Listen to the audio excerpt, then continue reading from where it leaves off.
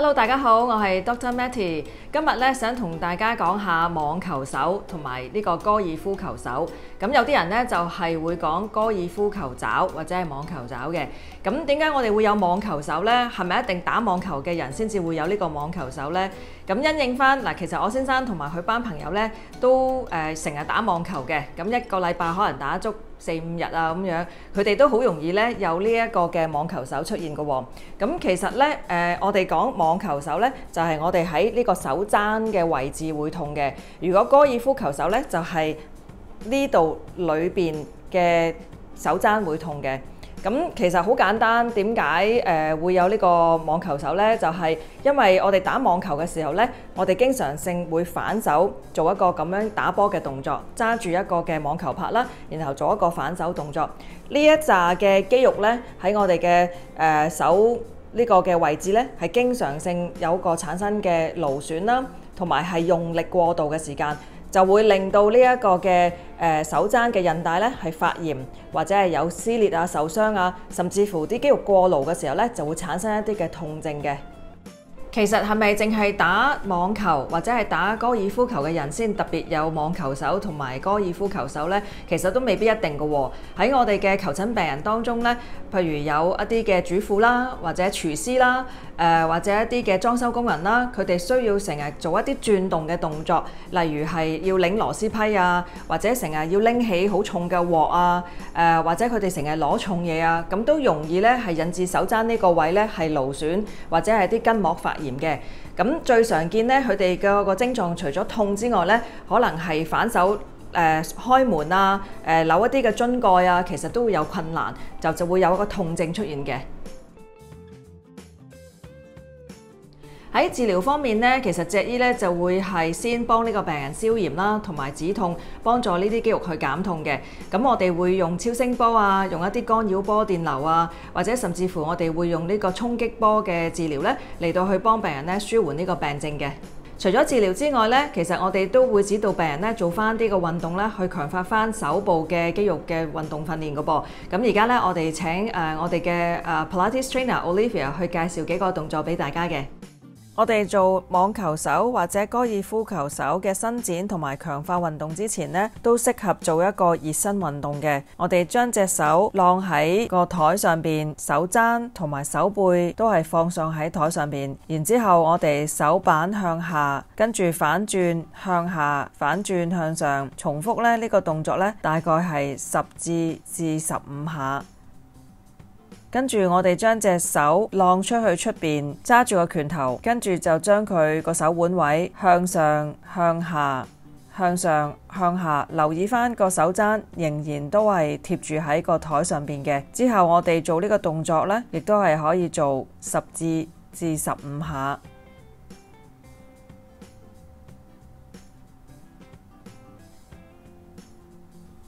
跟住就將個手握住個拳頭向上同埋向下咁樣去做，喺個手腕位保持翻向上向下，留意翻個手踭都係仍然貼住喺台面上面嘅。呢個動作都係重複10下至15下。跟住呢，我哋放翻低呢個拳頭揸實，向左同埋向右個方向做，重複呢個動作。都係10至15下。而家我哋示範伸展網球手嘅動作。呢個動作呢，我哋可以坐喺度做，或者企喺度做都得嘅。首先我哋提起隻手，然之後手指向下，另一隻手按住個手背壓。咁呢個感覺呢，你會喺嗰個手踭以至手腕嗰度呢，有一個伸張嘅感覺。hold 住大概10至15秒為之一組，可以係重複3至4組。如果我哋想加強呢一個拉力呢，我哋可以揸實個拳頭，再向下。另一隻手壓住呢一個位，用力拉住，個感覺呢，就喺嗰個手踭以至手腕嗰個伸張力呢，比頭先呢嗰個感覺呢係大好多嘅。都係 hold 住10至15秒為之一組，重複3至4組。而家我哋示範另一個伸展網球手嘅動作啦。我哋呢個動作呢，係需要利用一支嘅長少少嘅棍啦，甚至乎如果大家屋企有個錘仔呢，其實你都可以揸住個錘仔做呢個動作嘅。個原因呢，就係我哋要利用頂部一個嘅墜力同埋個重力咧去做呢一個動作。我哋坐喺度，然之後揸住呢一個嘅長棍嘅底部啦，跟住我哋嘅手踭就會晾喺一隻手嘅上邊，再晾喺我哋嘅大腿上邊嘅。我哋嘅預備動作呢，係將呢一支棍呢就擺咗喺12點鐘呢個位置，然之後我哋做一個擺鐘嘅動作，先擺向9點鐘嘅位置，跟住再上返去12點鐘嘅位置，然之後再去返3點鐘嘅位置，再重複12點鐘位置，再擺向9點鐘位置，再上返12點鐘位置，再落返去3點鐘嘅位置。我哋可以重複呢個動作10至15下。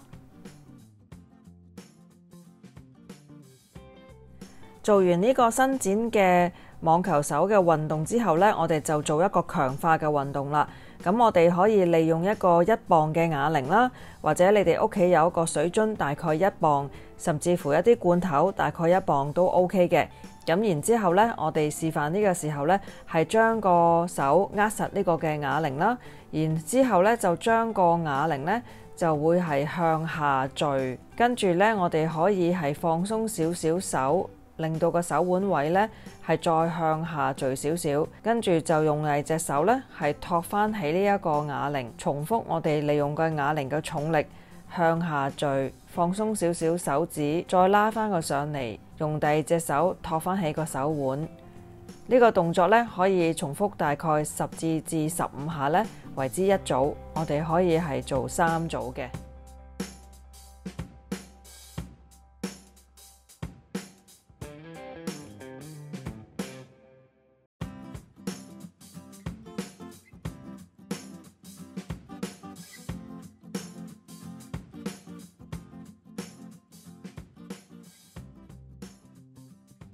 而家我哋示範伸展高爾夫球手嘅動作。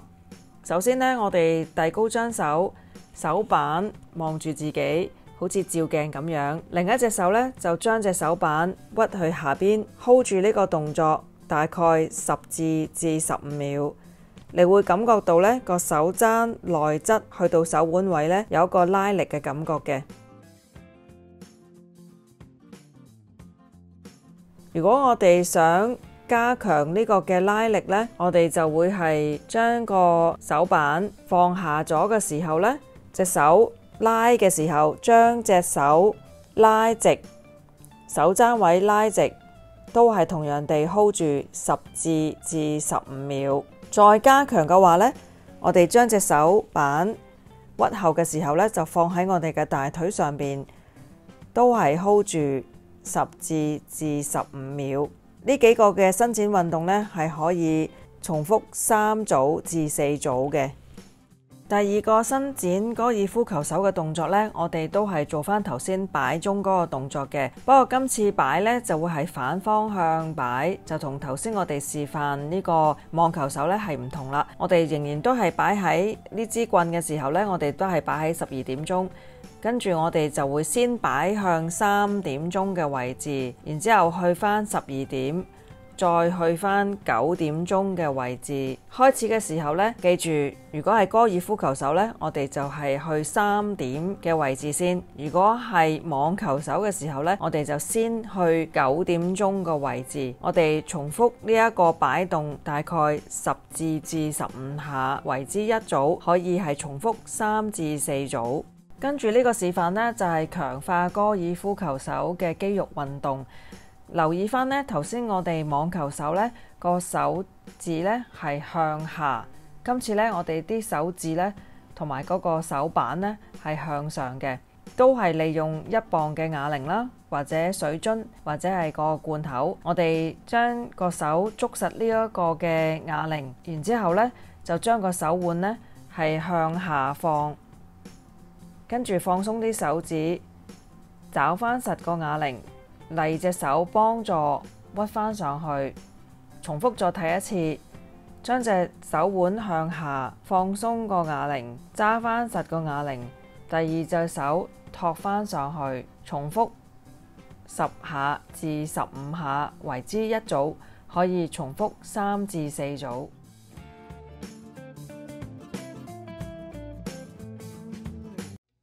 下一集呢，我會再為大家解答多啲脊骨嘅問題嘅，大家可以留言俾我啊！如果大家中意呢個 channel 嘅，可以 subscribe 呢個 channel 㗎。下一集再見啦，拜拜。